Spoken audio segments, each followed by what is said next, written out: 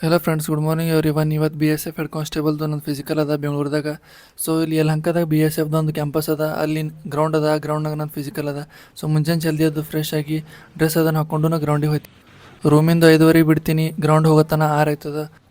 6 ಗಂಟೆಗೆ ಎಲ್ಲರಿಗೆ ಕ್ಯಾಂಪಸ್ ಒಳಗೆ ಎಂಟ್ರಿ ಮಾಡಿಸ್ಕೊತಾರೆ. ಎಂಟ್ರಿ ಮಾಡಿಸ್ಕೊಂಡಿದ್ಮೇಲೆ ಟೋಟಲಿ 15 ಬ್ಯಾಚ್ ಮಾಡ್ತಾರೆ. ಎಲ್ಲರೂ ಬೇರೆ ಬೇರೆ ಬ್ಯಾಚ್ ಮಾಡಿಸ್ಕೊಂಡು ಕುಂಡಿಸ್ತಾರೆ.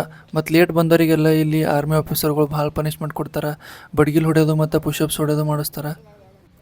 ಪನಿಷ್ಮೆಂಟ್ ಯಾಕೆ ಕೊಡ್ಲತ್ತೀರಂತ ಇವ್ರು ಆಫೀಸರ್ ಹೇಳ್ತಾರೆ. ಯಾಕಂದ್ರೆ ಆರ್ಮಿ ಒಳಗೆ ಶಿಸ್ತಾಗಿರಬೇಕು, ಡಿಸಿಪ್ಲಿನ್ ಇರಬೇಕು. ಸೊ ಅದಕ್ಕೆ ಸಿಟ್ಟಾಗಿ ಆರ್ಮಿ ಆಫೀಸರ್ಗಳು ಎಲ್ಲರಿಗೆ ಪನಿಷ್ಮೆಂಟ್ ಕೊಡ್ತಾ ಇರ್ತಾರೆ.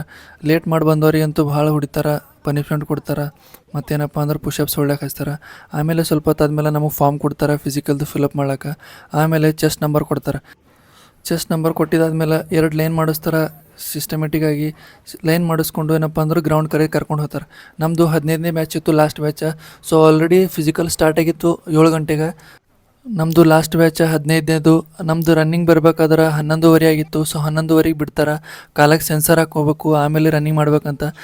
11:30ಗೆ ಭಾಳ ಬಿಸಿಲಾಗಿತ್ತು. ಸೊ ನನಗೆ ರನ್ನಿಂಗ್ ಮಾಡ್ಲಿಕ್ಕಾಗಿಲ್ಲ, ನಾನು ಡಿಸ್ಕ್ವಾಲಿಫೈ ಆಗಿರ್ತೀನಿ.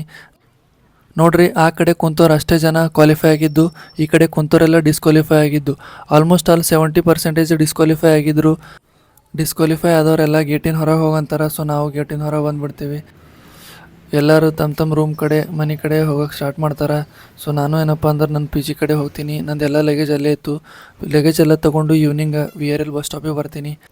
ಸ್ಟಾಪಿಗೆ ಬಂದ ಕೂಡಲೇ ಬಸ್ ಬರ್ತದೆ. ಸೊ ನನ್ನನ್ನು ಸೀಟ್ ಹಿಡ್ಕೊಂಡು ಬಸ್ ಒಳಗೆ ಕುಂತು ಬಿಡ್ತೀನಿ.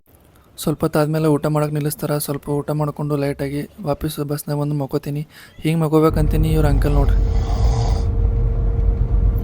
ಫುಲ್ ಗೊರಕೆ ಹೊಡ್ಯತ್ತೀರಪ್ಪ, ನಂಗೆ ನಿದ್ದೆನೇ ಬರಲಿಲ್ಲ. ಸೊ ಡ್ರೈವರ್ ಜೊತೆ ಬಂದು ಮಾತಾಡ್ಕೊತ್ಕೊಂಡಿರ್ತೀನಿ. ವಿಡಿಯೋ ಇಷ್ಟ ಆಯ್ತು ಅಂದ್ರೆ ಲೈಕ್ ಮತ್ತು ಸಬ್ಸ್ಕ್ರೈಬ್ ಮಾಡಿರಿ.